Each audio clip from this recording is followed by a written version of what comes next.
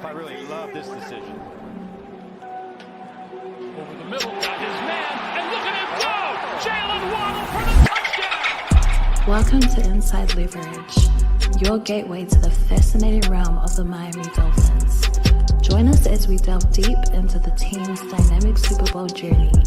We invite you to share your most scorching takes, unwind, and relish in our captivating experience.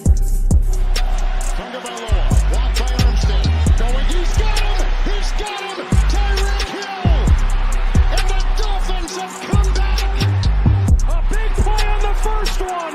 Home run! Play one! To the house! What a start for the Dolphins!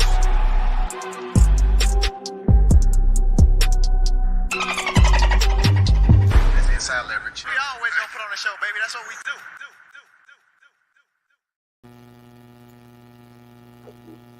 All right, Finn fans. We are back once again. What's up, boys? What's going on? In a long time. Yes, sir. Back on the grind. Yo. What up? There's a little bit of a buzz. Oh, I got you. Thank you for that. I appreciate it. A little bit of a buzz going on this offseason, man. A lot of great prospects coming out for the Shrine Bowl and also the Senior Bowl. So I'm excited to kind of talk about it, man. It sucks we're not in the situation we're in the Super Bowl, but what I love is this time of year where we find a way to build to get the team to the next level. So it's going to be exciting to see. I agree. How's that buzz? The buzz gone? Excellent. Where's our resident offensive line expert? I don't see him. The guru. The guru, yeah. Self-proclaimed. There he is. Look at him. Drinking the guru cup. Self-proclaimed. How am I self-proclaimed? Self-proclaimed, bro. Self-proclaimed guru. You're like the LeBron James of Inside Leverage, bro. I'm the king. So now we're gonna ignore Richard Webb. We're gonna ignore Hall of Famer. So Rich was being nice. He's trying to be cordial. Hold on. I missed it. So Richmond Webb, granted the guru of offensive lineman. That's right. And it shows you that he don't listen to our podcast. Wow. You see what I'm saying? I'm a guru. Don't listen. You're not that guy, pal. Trust me. You're not that guy. I'm a guru. And also, there's a guy, Tyler Guyton. That boy did. Okay. Oh, yeah. Oh, I wonder where you saw that earlier. The tape burglar. I'm a guru, big dog. I'm out here watching tape. The tape burglar. That's crazy. I ain't been in no Twitter. I just been out here just watching. I'm over here. Hey, McCann, look at the remote. Oh, listen, baby. French can't be here because his little girl's birthday. Shout out, happy birthday to Noir. And but somebody's got to take French's place in stealing takes. So Wally steps in, naturally. Hey, Wally stepping in, filling the void nicely. I don't know what you're talking about, but I've been all day watching film. I don't care what you say. Do you want me to do a share? Hey, we're looking for guys like Wally, man. We need guys when the guy has to be gone for whatever reason, has to miss some time. A guy that can just step right in and fill that spot. You know what I mean? Next man up. Wally Kuiper, what you got for us, man? Anybody that enticed you this first day? Because every guy that I probably saw at this game, what you guys already said, so I'm wasting my time. You got it. Go ahead. You got it. What you got, man? Oh, this guy, bro. He's get sensitive. All right, man. Yeah, but some very exciting prospects were out today at the Senior Bowl, man. Some really good stuff, man. Ladd McConkey from Georgia was out there, uncoverable. Tyler Guyton, who Wally mentioned, from Oklahoma at tackle, was doing his thing, man. Jared Wiley made some plays. Tight end out of TCU, came in at about 250. A lot of people had him at like closer to 260, 270, so that was kind of good. And he showed some good separation and things like that, man. There was a lot of good today. A lot of good today in the trenches, man. The kid from Northern Iowa, Christian Boyd's been killing it at the Shrine Bowl all last 3 days. So it's, man, listen. Trenches. Oh man, what have you guys heard anything as far as the DC search that we're conducting right now? So Babbage was given the Bills position today, right, Finn? Yeah, unfortunately, How you feel about that? it is what it is. I figured that was going to be the case, but they did their due diligence by bringing in Desai just to see if he can be the guy. But ultimately, I kind of saw it low key that they're gonna give him that elevation. So it is what it is. I liked him as a close number one, if not 1B, as for our DC, but it is what it is. Like I said, so You guys have any preferences? Like, what you want to lead in one way or another now with the the rest of the candidates that are still out there? Well, one of the newer candidates that everyone's excited about, coach, is the Anthony Weaver from Baltimore, defensive line coach. Is that the guy who had coached a very with, interesting background? At the Browns, he coached with them. Correct. He was also in Cleveland with McDaniel. Yeah, 43 years old. Kind of in the same area with McDaniel. So kind of guy that would probably be in communication. Kind of probably knows how to be a player's coach, but ultimately get the respect and the temperament. Like I like what he did with the guys. I remember Ravens fans or people outside of the Ravens fans called their front line the no-name front line. So guys like can't say his name, so I'm gonna botch it. Metaboku and other guys on the edge really did a good job in kind of getting like the most sacks. And then at least they were part of it, a huge part of it. So that's exciting. Yeah. They had a good group of guys who no one really considered to be top tier guys. He was able to get a lot out of it.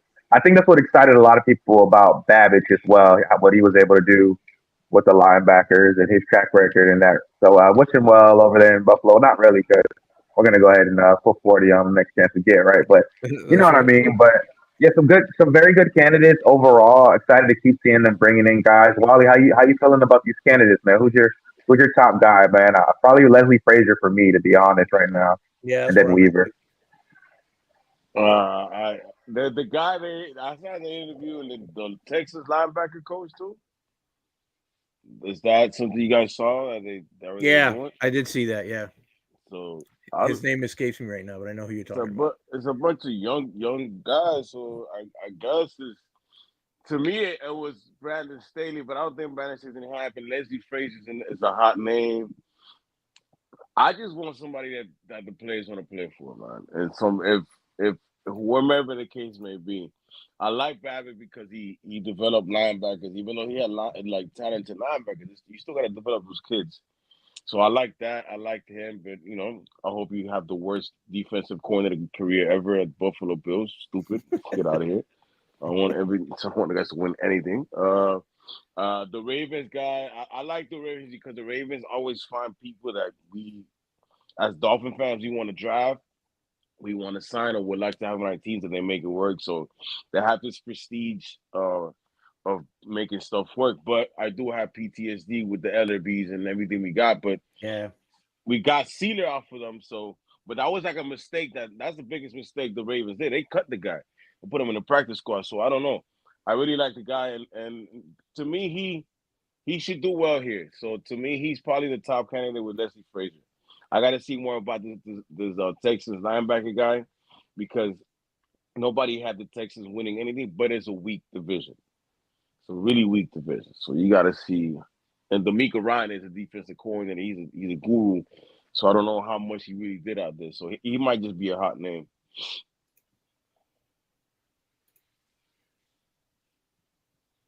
Yeah, man, we were able to look into a lot of different candidates, man. Campanelli has not an extensive, but he did spend some time on the offensive side of the ball early on in his career. That was kind of intriguing to me overall. I still am a little bit reluctant to be on the board with him because it's just not a lot of track record of developmental success that we can pinpoint him for.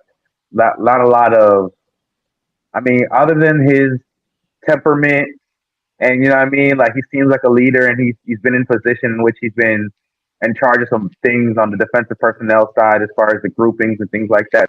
I mean, that's something that you guess you can hold on to, but like I don't think that supersedes even what Staley has done, which a lot of people are not in favor of. You know what I mean? And with this Weaver guy, a lot of people are in favor with his. That I think he can bring a toughness that I think a lot of people would embrace. And Leslie Frazier, same age as Fangio, brings that experience. So I mean, everyone has their warts though, or it's 80-20. I was telling these guys yesterday, I was like, it's an 80-20 thing with these guys. They all have a little bit of something. But Wally, sorry, go ahead. No, you're good. I'm with you on that.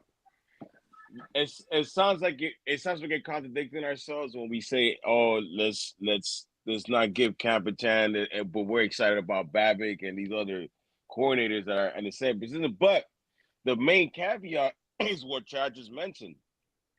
These guys have all gotten players and made them better at their position. Camp, you haven't done nothing for our linebackers, bro. Like nothing. You can say what you want. I haven't seen no improvement in none of these linebackers. If you want to piggyback on Jerome Baker's like the guy that's been here for 1,000 years. He finally had one good season after the fact. So, to me, Camp, you might have a great speech, bro. There has to be something that we aren't seeing with our eyes. That's the reason why he's getting out there, because he hasn't had persistent of success. So maybe he's a good X's and O's. Like maybe he's doing more that we know behind closed doors. Maybe that's it.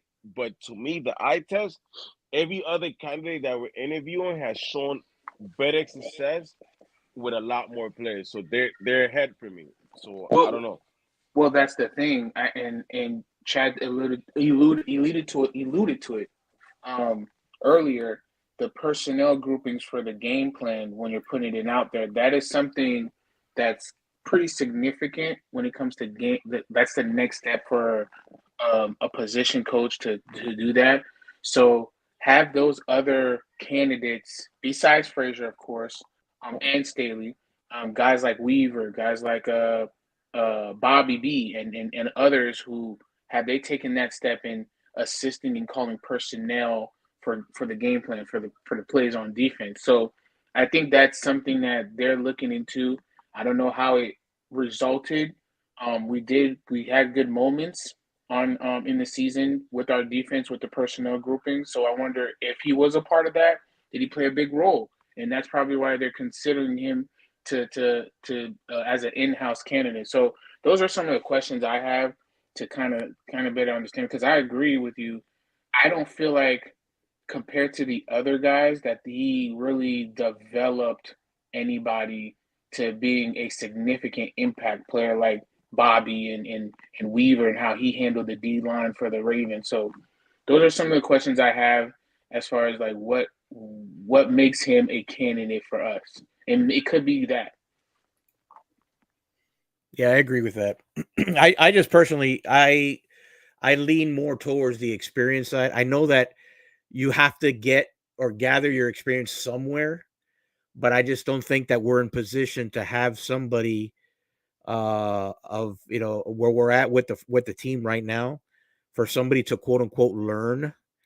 I prefer having like a yin to the yang, like a more experienced guy. And I was hopeful that we were going to get that with Fangio, but obviously that blew up, and it didn't work out.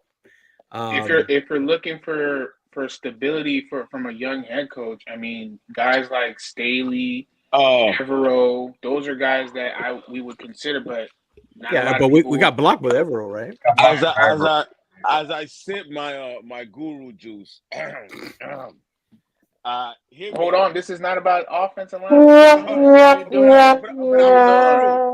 a guru. I might have a little tidbit. Nah, but in all seriousness, look, I think sometimes it's okay. Like, older people like to do things a certain way, and they have their ways. And I worked with this old man that we work construction. He used to pick me up at 6 o'clock to go to plantation, and I went a half ride. And his biggest problem was that I would fall asleep doing the car ride. I'm like, big dog, I'm not here to talk to you. I'm not. There's like 4 other people that can talk to you. Nah, these young people, they always tired. Son, I'm trying to keep my sleep for when I work, I could be efficient. Me and my boy were really efficient. He didn't like the way I went about it. He had a great what he was doing is right. And honestly, if you look back to it, like, yo, man, I should have been up. He was giving me a right being up there. But the problem with what I'm trying to tell you is that sometimes old people, they don't see young people's way of doing things. So I would rather see a younger person work with Mike that understands these kids. So to me, that first time, I don't give a crap. If they have NFL experience being around the NFL and the league and the team, that's fine with me. I want somebody that these players can resonate and relate to, because what we're hearing from Vic Fangio, not even the coaches could relate with Vic. It was really, really toxic. So I'm kind of like torn when I hear a name like Leslie Frazier, but Leslie Frazier doesn't have that I'm an old school guy and I can't talk to you, can't come in the room type stuff. So that's why I'm good with that. But has there ever been an issue? Players issue with him? That's actually one of his strengths, that he says that he actually listens to his players and he takes their suggestions on, and he's very receptive to that. So it's actually that while they're similar as far as their profiles and age and everything like that, he's actually a different personality than Fangio. He's a lot more receptive to those outside opinions and differing and changes like that. He's a little more flexible. I don't think I've heard any players bash him when he got fired or let go. Go back to Minnesota when he had Smith. He had what's the linebacker? I think it was Hendricks. He had he had the Williams brothers. He had that defense humming. Did it work out? No, when the Vikings, he had a bunch of injuries when he was a quarterback. I think he had Kirk Cousins out there. But I think Leslie Frazier, he's a good players coach. That might mesh well with Mike. That might be an older guy that you might be able to listen. These guys, one of our homies is saying Chuck Pagano. I don't know about that. Mike was saying Wink there. I don't know about that. Wink got fired. The moment they got fired, these boys go to an AFC championship. Wally, we got a special message from the crowd. I got to show you. Interesting. While we wait for that, interesting about Anthony Weaver. He's a assistant head coach / D line. I'm a guru. Excuse me. Couldn't hear you over the guru juice. Now listen, I gotta chime in on this because obviously I'm one of the older guys. You're old. You're super old. But I'll tell you this: being old and it's aggravating, and it does bother me that people associate being old with being stubborn, or being old and not being open to change and communication. That's a personality flaw. That's not ageism. That's not an age problem. You see what I'm saying? So that's why I was saying, okay, Vic was probably, or I shouldn't say probably, he was stubborn, and now all this stuff coming out that he wasn't even listening to his coaches. So that's definitely a personality issue. I know plenty of older people who communicate and are open to change and would like to yourself. Look at yourself. Like that, no, you're right. No, I am. It's true. No, I'm hanging out with gurus and future draft experts and stuff. So. Look at you. You're hanging out with Chad Kuiper. You're hanging out with mechanic Webb, the center. Talking about you got the guru, the wide receiver. He out today, but we making moves. You know what I'm saying? Look at you. You know what I'm saying? Oh boy. But Coach made a great point about it just being a personality flaw, and I think an important thing that they need to look for in the next guy is to be receptive and be adaptive. There's been some talk about Leslie Frazier's lack of playoff success. I'm not sure how much of that we can put on Sean McDermott or not, because we were told different things. You know what I mean? When the exit, nobody really knows. They were saying at times that McDermott will assume play calling in these key situations and take over. And it seemed like there was a bit of a power struggle and the reason why they separated ways. So at the end of the day, man, I just think that we just got to get the right horses in there and get a guy who can teach him and coach him up and put him in position to make plays. I agree. I think we'll be fine, bro. What I do like is their coaching search. Last season, we didn't do that. We were Vic Fangio, boom. Even us, we were like, oh no. We didn't even care, bro. Hey, he did that. We saw Vic Fangio and said Vic Fangio was like, yo, we didn't even care. And maybe we rushed the things. Maybe that's our fault. But now they're going about it the right way, so I think they'll get the right candidate for us. I believe. Pendis talked about Chris Kursak from the defensive line from the 49ers. That's an interesting. From what we've heard from people close to there, they saying that he's not really interested in elevating like that. He's kind of comfortable where he's at. That's what we've heard. He's been passed up several times for the D's position in San Francisco. He's just good where he's at. That's what we've heard. He didn't want to coach or whatnot. That's the guy we discussed about, right? Coach the D-line. He just wants to coach the D-line. I mean, you come over here, coach that D-line. You talk about that's continuity, man. Hey, I hope Butch Berry does that. Like he just stays as our O-line, and then we just build from there. Like that's continuity right there. That's what I be saying, man. But that's for another topic. The offensive, listen, our coaches. I think our coaching staff from the offensive side, nobody's going nowhere. Like aside from the people he got fired, so he'll bring some new guys in. I don't think Frank Smith or Bevo are leaving. Wes Welker staying. Was homie the assistant head coach, the running back guy? Studesville. He's one to watch. Studesville's one to watch. Dude. It's funny how he's not getting like calls, but what he did with this running game, yes, my man is a run game coordinator, but yo, he did his thing. He got to coach his boys up, and shout out to him. That's probably one of my favorite coaches. Him and Butch Berry. And shout out to Leg, man. Shout out to Leg, man. You know what I'm saying? Leg had them boys out here coaching, man. Let's go. So yeah, man, we're waiting on our guest here. Did you guys watch the practices? I didn't get a chance to. Chad, this TCU kid, he was the tight end, up. Right? Yeah, he was pushing up. But he's strong. I'm intrigued with this FSU cat, number 14. I don't know if you saw him. He could be a project, but he's like 6'8", dude. You talking about Johnny Wilson? I think it's Wilson.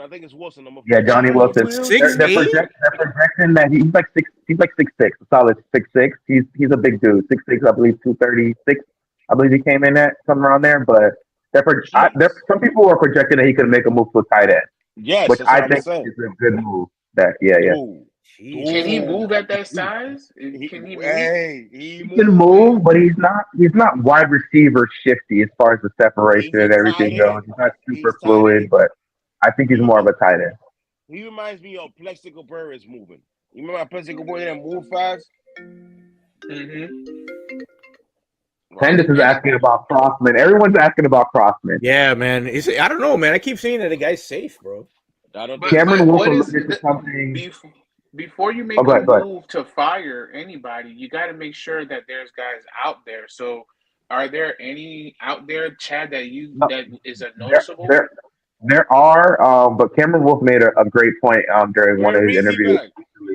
He said that there's sometimes they have undefined roles behind the scenes that he could. There's some way else that he can be involved aside from special teams that McDaniel values. I'm not exactly sure what that is, but Cam Wolf kind of alluded to that being somewhat of a situation why you may not see him so easily shipped out despite the, lack of performance on special teams. So he's an actor somewhere else? That's what Cam Wolf was saying. That's what he was alluding to, the fact that sometimes these guys, they have other roles outside of just their specific position groups and things like that. He didn't really get into detail, but he kind of vaguely alluded to that. He kind of made that kind of So it makes sense though, because special teams isn't balling and he's still here. It seems like he has all the ultimate job security. Put him at that specific role and go get another guy. Like respectfully. That's interesting, man. Get him out the paint. I mean, Hey. Unless he's coming up with the passing zone block schemes. Is that what he's doing? Because that's I don't know. I don't know if he actually is, but I mean, Cam just alluded to the fact that could be why some of these guys are able to hang on the way they are. So I mean, I don't know. Now, when we get Mike on the show, we'll see what we'll ask him that question. Maybe we can do some back channel information. That'd probably be a good idea. Yeah, we got French. Tell French to send the Eagle. Yeah, with the laser. Yeah. Yeah, we'll get him out there. He has to find out about the satellite because French got the satellite. Oh man. Yo, so I'm still waiting on Ryder to show up, man. Cause I got some questions for him because we got a really interesting offseason. I think he went to the Senior Bowl, right? He was there. So I think he was there. Yeah. I like to say he's our boots on the ground for the Fins fans, so you kind of get an idea. If you haven't, guys, please follow Ryder. I'm terrible with names. How do you say his last name? McConville. Go to his YouTube page. He has excellent breakdown on all our guys during the season, after the season, prospects. He does a lot of good content. Go follow him on YouTube. I share his stuff all the time on Twitter. So I can't wait till he gets here so we can kind of talk about, some of the prospects he saw based on what we need in BPA and see what he thinks and who we should get. So, yeah, follow that guy. He's pretty good. I like him. No, he's really good. He's a really dedicated kid, and he really does put in the work. Him and Tyler are two guys that I really look up to. Well, not look up to, but I actually they're on my radar as far as like getting good quality information from. Facts. So what else is going on, man? I mean, this is it's going to be we got the opening of the league year March 13th. So free agency obviously is going to kick off there. So and there's going to be, I mean, I know that it's kind of early to talk about it, but there's going to be a lot of different holes that we're going to have to find to fill, either in free agency or in the draft on the defensive side of the ball. So let's put it for. Go ahead. My bad. We discussed this yesterday. Like, I think free agency is gonna help you get a lot of the defensive guys, like you were saying, coach. The defense, you can fill that whole defense up, and just be able to sort of be BPA at the draft, but with a ranking of BPA or positional needs. So I think you'll be able to get a few linebackers, a few defensive tackles. I saw that projection for Christian Wilkins. Man, listen. I've said it, and I've been on record saying it. I'll say it again. I hate to lose the guy. I love the guy, but man, like adios, amigo. No, bro. Like, hey, go get paid, kid. You know what I mean? I think there's definitely going to be an attempt, and there's going to be a back and forth as far as negotiation. But I think ultimately the team is going to have their price, and it's not going to be to the point like. What do you think they'll offer? I think they'll probably offer relatively maybe the same thing and give some type of incentives that might go up to. Give me a number. You're not saying a number. Okay, a number. It sounds like a wide net, bro. What was the rumor? What was the rumor? We heard 18 to 22, right? It was somewhere in that range. I think 20. I think 20. I think 20, and I think let's say up to 20. You think they come back to the table and say, "Hey, look, we know you didn't outperform Zach Sealer, right?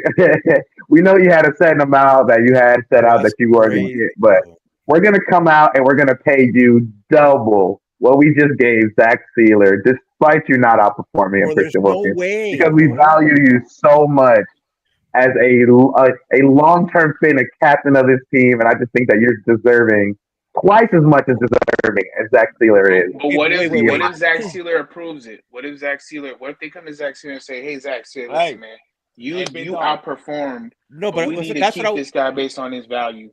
If you're willing." This is exactly where I was going with this. Big dog. What does he do? Does he do what does he do? Hold on a second. Does he do twice as good a job than Sealer did throughout the year. He can't do that without Wilkins. He needs his buddy, his salt. That's cap.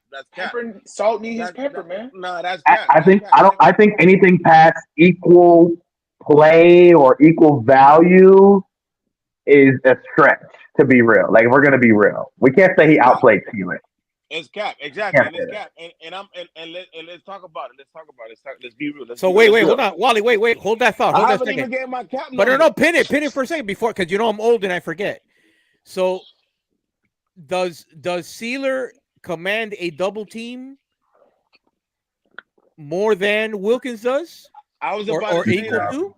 I was about to say, look, but look, the next step for my pass rushers is to command a double team at all times. So it really doesn't matter who you have next to Sealer. You got to have somebody that's formidable. Like, I think spending 20 for Christian Wilkins is a luxury when you should have these two guys already dominating out here. Because if Bradley Chubb and Jalen Phillips come back to the guys they're supposed to be, you're going to have to double team them regardless. But that's not a guarantee, bro. That's the problem. What if one of them comes back and is the guy, you're still gonna have a double team one? You're playing with house money regardless. I think it's tough because they come back and they come back healthy, but then sometimes people coming from injury, they're a little tentative in how they approach their pass rush and their play in general. That's fine. But I think ultimately you can find a replacement or a guy in the draft that has the ability to pass rush and eat up double blocks, and that is going to allow the vet and Sealer to make plays. And in return, they might less money. Sealer might give that young rookie the opportunity to pass rush one-on-one because they don't trust. You know what I'm saying? You could get Leonard Taylor in the second round, though. I wouldn't be against it. All right, listen, guys. We got our guest is here. Let me properly introduce him. Everybody give a warm welcome to Everybody give a warm welcome to Ryder. Ryder, welcome to the show. Ryder, yo, give him a clap, man. Where's the yeah. What's up? What's up, guys? How you doing? What's up, Ryder? How you doing, brother? Ryder, last time we spoke, I wasn't a guru. Now I'm a guru, so you better talk to me. Now upgraded, Ryder. I'm a offensive line guru now, so you gotta respect me. He just needs Ryder, you know the story. You know the story behind this, man. Let me tell him the story, bro. Don't lie, because I got clips. I'm not gonna. We're live right now, bro. I can't lie. Don't lie. Ryder. We had Richmond Webb. You know who Richmond Webb is, obviously. Yeah. We had him on the show, and then he kind of felt bad for Wally. Wow. He's like, bad. Wow. See, what happened was we was talking about the linemen and what we needed to do going forward, lineman and linebacker, and he saw my vision and he understood. And also we agreed on Austin Jackson. So y'all haters. I'm a guru. Mind you, Ryder, he took all those from a piece of everything from us. So that's why he collectively put it all together. And he got his little laminated certificates, and he's a guru. It's a compilation. He's not from DJ Khaled. I wasn't in the practice watching Austin Jackson by myself. I wasn't there back to back. It's whatever. Y'all haters. I'm a guru. Respect me. All right, Ryder. Let everybody know who you are, what you do, and how'd you get to where you're at right now. Yeah, so I'm Ryder. Got a YouTube channel mainly focusing on the Dolphins, draft content, things like that. Like to do a bunch of scouting, have fun with it, I've been, doing basically with the draft, I've been pretty much scouting the draft probably since 2013. That's probably when I started. And then taking it more seriously each and every year, writing reports, things like that. And I know it's Senior Bowl week. I went went to the scouting academy, and I actually went to the Senior Bowl. I think it was the 2020 Senior Bowl. Yeah, it was the year there was Herbert was there, things like that. And so it was a lot of fun. But yeah, love the draft. Probably my favorite time of the year, honestly. Listen, Ryder, I'm going to start it off because I am your number one stand when it comes to these evaluations of the team. You rock. So I just want to first start off by this. How's Mobile? How it is out there? What's the atmosphere like? Did you see the Dolphins staff? Were there a lot of them? And where were they focusing at? Yeah, I mean, I wasn't out. I'm not at the Senior Bowl this year, but just from what I've seen with like the clips and stuff, seemed like there's some standout guys with like I'm a big Jackson Powers Johnson fan, the guy from Oregon State, a lot of offensive linemen that I really like in this draft. I think there's a lot of this draft class is actually really really good, and I think it's actually super important. Like this draft class is super important for the Dolphins, not only next year but for the whole future. Just because like with the cap situation, so they really have to nail on some of these guys. So yeah, I'm just kind of still going through. I haven't watched every single prospect yet, but I'm still going through guys, finding guys I like, just overall guys that I think are good scheme fits, positions that I think they're probably going to be looking at pretty heavily. So Yeah, there's a ton of guys who everyone's kind of raving about now. We're hearing the Taylor Guyton pickup from Oklahoma. yeah, Not a lot of tape on him, but he's showing out. He's showing well. He has all the tools, good frame. I mean, he showed out today, man. JPJ's been doing his thing. There's a bunch of guys who are projected to go round one. I was listening to a podcast, I can't quote the guy right now.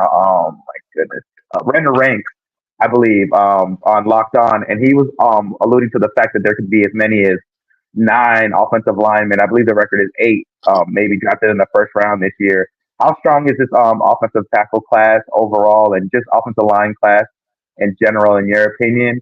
And who are some of the guys that you think we should be keeping an eye on for the Dolphins? yeah. I mean, the O-line class is really good. Like tackles, interior, pretty much across. Like the center class has like probably like 5, 6, maybe even more guys that I think could be at least starter level. Like there's like the kid from West Virginia, I like Frazier, Oregon, obviously Jackson Powers Johnson, the Georgia kid, all of these guys. But the tackle class is stacked. Like even with like there's Troy Fatanu, who's probably one of my favorite guys for the Dolphins to take at 21, even though he can be more of I could see him like translating really well to like left guard at the next level. But I do think there is potential for him to still play tackle. I like a lot of the Pac-12 guys. The Oregon State tackle, I think, is going to go very high. At the top, there's Joe Alt, the Penn State guy.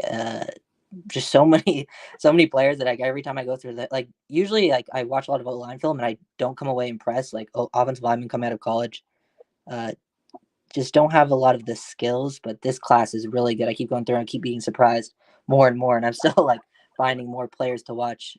And like I haven't watched full film on Guyton yet. I know he has got like the full physical skill set. I've seen the athleticism, and I think he showed some pretty good work today, like with like his technique, his base, and that's huge because I think he could go pretty high if he can get that stuff together.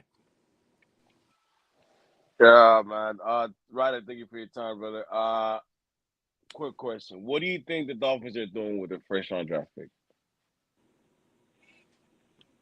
I like right now I'm feeling pretty good about offensive linemen, and I also I just don't know what other position right now from like looking through the groups like that they need that I like guys are going to be around there. Like I don't love the linebacker class. I think there's some guys you can get maybe day 2, day 3 that are decent, but like the best guy I think in the linebacker class is like Peyton Wilson, but he has injury issues, and there's just I just don't think there's any guy like linebacker that's worth that pick. And then like other positions, I just don't think they're going to take D tackle. Edge is a weird one because of the injuries going into next season, but they have so much talent there. And then so I think a surprise position, I could see them going receiver. I wouldn't be that surprised just with how stacked the class is. And I think like you could still get a quality starter offensive line in round 2. Also, I'm a big trade back person, and I don't think they have a ton of picks.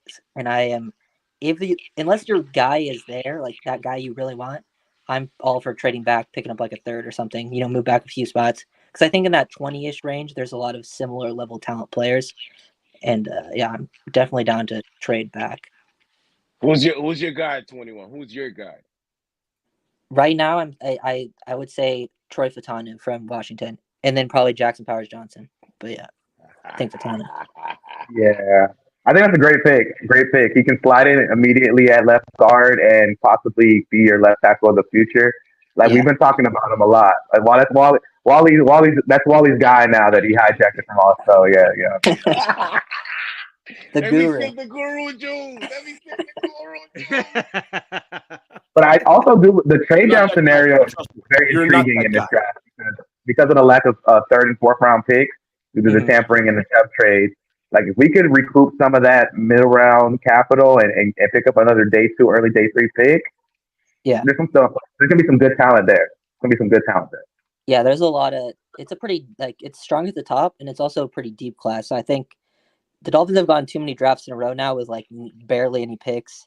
They need to start getting some more. Like they had, in 2020, 2021, they had so many picks in the first few rounds, and then last few drafts it hasn't been anything. So I think they got to start building their roster through the draft again. Go ahead, Junior. No, I'm gonna let you go because I know you probably have some questions. No, yeah. The only thing I was gonna say, I have to agree that this draft specifically is gonna be huge for us because obviously, you just can't pay everybody. So you're gonna have to pick and choose, basically what positions to fill through the draft. It's very important because obviously, financially speaking, like I said, you can't pay everybody. You have a quarterback that's coming up that is going to command, a good amount of money, and then further down the line you have you have Phillips, you have Waddle, you got Holland. So there's plenty of other positions that you're going to have to be making. Have to make some decisions. But I was more concerned with the defense because you're looking at possibly losing Wilkins, because of the salary he's going to command. Well deserved, by the way. Well-deserved salary, but what he's gonna command. You have 3 guys on the edge. Well, actually 2 guys on the edge that are gonna come back, that are coming back from injury. Van Ginkel, you don't know what's gonna happen there. What are you gonna do with Baker? What are you gonna do with X? You have a safety position that has to be filled, so it's gonna be interesting to see how Greer and his staff and the staff fill out the roster between the free agency and the draft. So I think the draft is going to be really, really big. Yeah, that's probably why I've been more speculating on the offense at this point, just because I'm kind of waiting for free agency to happen to see what happens with all those pieces. Plus, the defensive coordinator, don't know exactly what the system will be. Probably will end up being this very, very similar to what Fangio was doing, but kind of seeing how those puzzle pieces play out, and then we can really dig into the defense because there's a lot of question marks there, but the positions it could go. I think every position really could go either way. Other than I do think they need an off-ball linebacker for sure. Always add to the secondary, but I think overall there's some good things there, but just depends what happens in free agency. Ryder, we got a question from Mike. I'm sorry, Chad. I'm just going to read off. No, I was going to read the question. Go ahead. Oh, okay. My bad. He just said if you have any any names at wide receiver that you like. Yeah, I love this wide receiver class. Big fan. If you're thinking I do think the top 3 for me is Marvin Harrison Jr., Neighbors, and then Odunze. Obviously, those guys are all going to go in the top 10 range. But after that, I think my next tier of guys is Brian Thomas Jr., even Troy Franklin, Adonai Mitchell.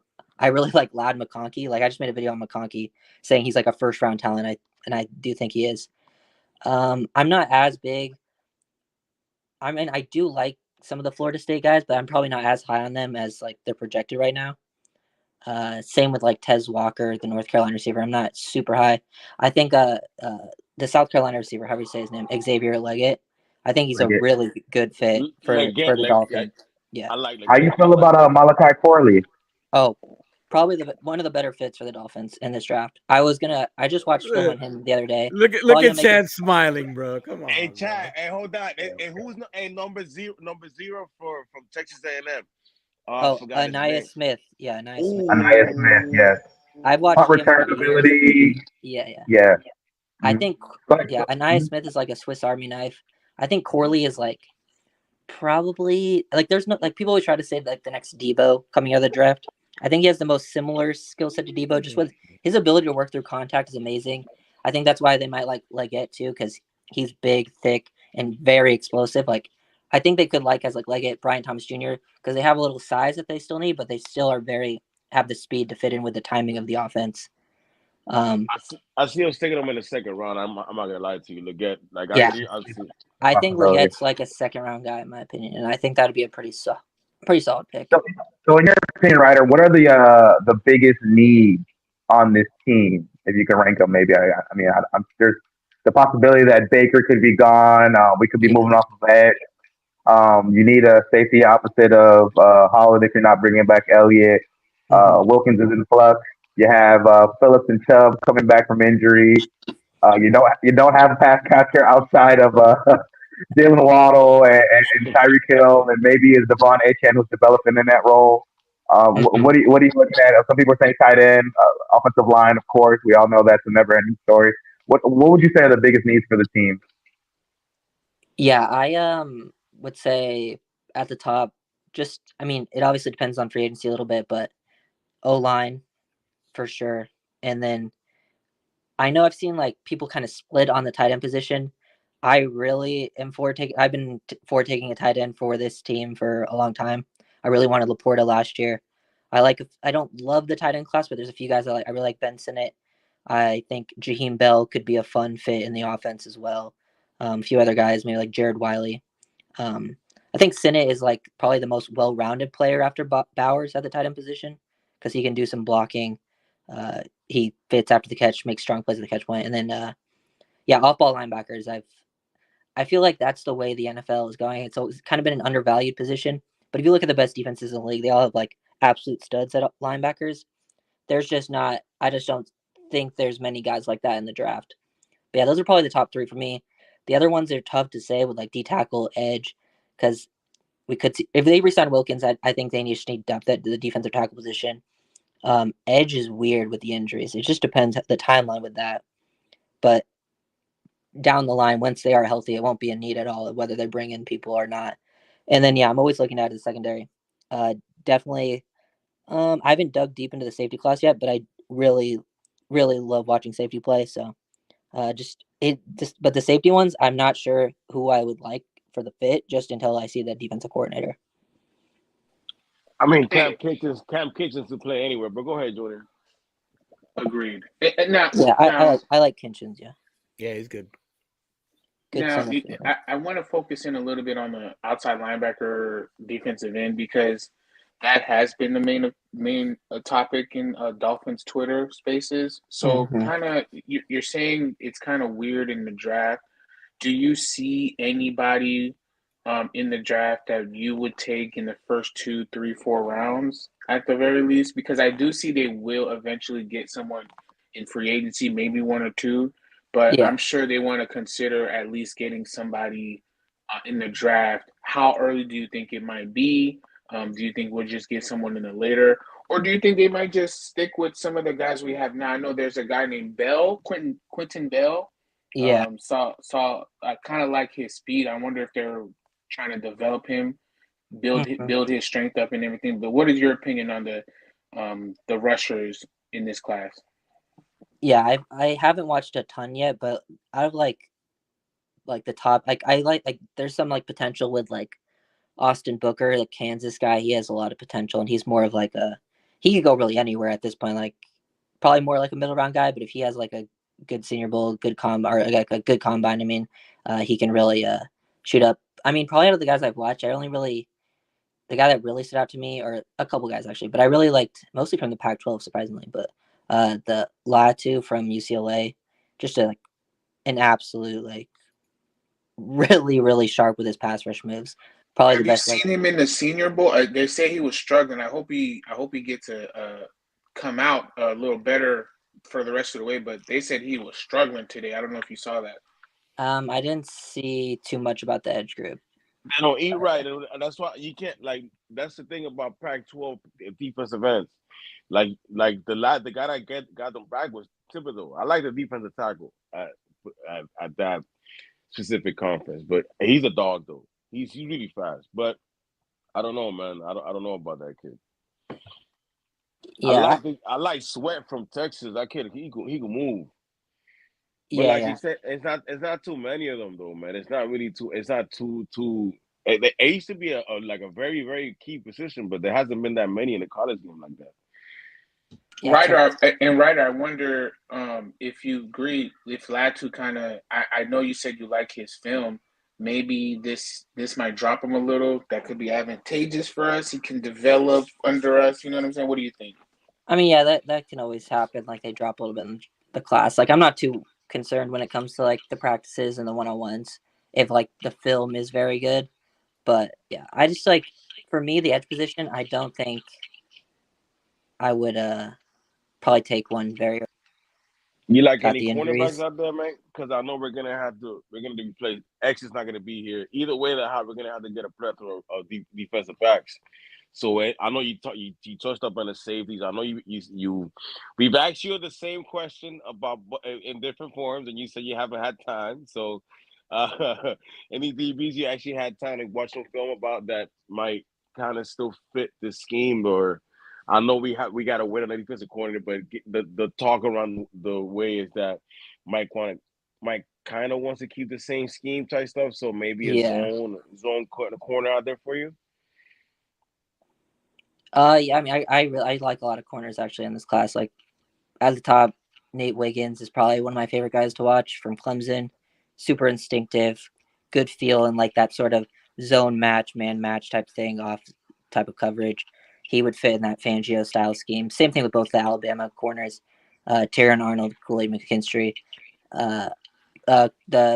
Mitchell from Toledo. I know he balled out today, and I'm a big fan of him. Like he doesn't have very many weaknesses, and if you watch the film, he didn't play a ton of press man to man, but he showed some pretty good stuff in practice, which is good. But like he's got ball skills, instincts, big time playmaker, and there's a lot of corners in this class that are pretty fun to watch. I really like I don't even know the Michigan DB Mike Sainristrel. I don't know, but like he's like a dog nickel type, very instinctive. He's a dog. Yes, yeah. He's a dog. He's one of my favorite films to watch. But yeah, and I think he starts day one because I think he's better than Cater, and he can play safety too. I was gonna ask you if you got time to watch the Missouri kids. They got a bunch of cornerbacks in Missouri that can play, man. But I haven't had a chance to like actually watch them. Yeah, I've seen Rakestraw a little bit. Some good stuff there with like instincts, things like that. Zone corner. I didn't watch the other guy. I forget what his name was, but I know they have a couple guys. It's like Chris Abrams, right? Drain. Yeah, Abrams. They got like 3 of them boys out there, man. It's insane. Yeah. Ryder, what about TJ Tampa? Yeah, I was gonna say, yeah. Yeah, I haven't watched Tampa at all. Actually, I think I have that. I literally put that down in my like watch list the other day. His name, so I still have to watch to get to TJ Tampa. I got to ask you a quick question. What about the tight end position? Have you seen anything that caught your eye? Yeah, I've watched a lot of the tight end class actually. Okay. I don't think it's like the strongest class overall, but like I'm a really big fan of Ben Sinnott, Kansas State guy. I think he's really well rounded. Like after like Bowers, clear cut top guy, not even a question. After that, there's like Jatavion Sanders from Texas, more of like receiver type, not much of a blocker, but like pretty explosive, pushing the seam. I could see them being interested in like adding that type of player to the offense as well. But like most of the guys after that, like Ben Sinnott, I think probably late day 2 type of player. And then everyone else after that, I feel like is a day 3 guy. But there's some interesting guys around, like Jaheim Bell from Florida State. I feel like he could be interesting with like yards after catch, fit within the offense. Wiley, big body from TCU, is very fun to watch too. He's got a lot of ball skills, makes plays at the catch point. Holker is another good receiver from Colorado State. There's a lot of receiver types. Not much blockers in this class, or at least not guys that typically can do both. I feel like Sinnott is like the most well-rounded. No really like major weaknesses to it. I like Sinnott a lot. The Bell kid, the Bell kid gives me a lot of Charles Clay vibes. Yeah, he's a tweener type, like a mixture, like kind of a fullback tight end body type. I think he could be a a fun fit. Like they want like a physical guy that can beat some press or make some plays after the catch. He's kind of that type of player. I think I don't see him as a Dolphin, given the fact how we got Ingold. So I think that kind of kills the dream there. Unless you're gonna go 2 fullbacks. Hey, I'm all for it. Yeah, I mean, they basically used Ingold as a pseudo tight end, anyways. But So a question about the linebackers. Going back to what you were saying, not much is there. I know there was one kid who I think his last name is Wilson. Very good coverage linebacker. Peyton Wilson, yeah. Yeah. So the only thing was with the whole injuries thing. I know he was good for the last 2 years, but he tore his ACL in the same knee, so that was a bit concerning. Any guy that you can see later, or maybe in the second round, that you feel like we have to get if he's if the BPA is the move. Yeah, I like I have the guys I've seen that I like. I like Edgerrin Cooper, more of like the long length, rangy type of linebacker. Can work on some of the instincts with like within the box, but I think he's got a pretty fun skill set. And I could see him being like maybe a late round 2 type of player, and I definitely wouldn't mind that. I think Peyton Wilson is the best linebacker on tape that I saw for sure. Just super instinctive versus the run. He would even do like stuff off the edge, blitzing, but definitely like an off ball guy can drop into coverage a little bit too. Like, yeah, definitely a fun player. I wouldn't be mad if they ended up taking Peyton Wilson, even though there's some of that injury concern, but it has been better, so that's a big plus. You know who I like too in the later rounds? Give me the UM kid too, Avante Williams, and make a converted linebacker. He's out there. He's bulking up. And for this NFL nowadays, he could definitely cover a need that we actually do have, which is sideline to sideline, getting these linebackers. Getting these running backs in this tight end. So I think that's a pick that if we might be slipping on, but that might be a nice little pickup for us. Yeah, Michigan's got actually multiple linebackers in this class that are like mixed bag for me. There's also another Eichenberg, which, to be fair, I do like his film more than I like Liam's film coming out of college. But oh man, that's a sensitive subject here, bro. There's nothing sensitive about it. All we doing is stacking days. That's all we're doing. So nothing sensitive about it, man. But last question for me, and I know we had a great year as far as the running game is concerned. Achane has proven to be a guy that we can definitely build from. Mostert really showed and proved himself that he could be a factor, a contributor with the most touchdowns.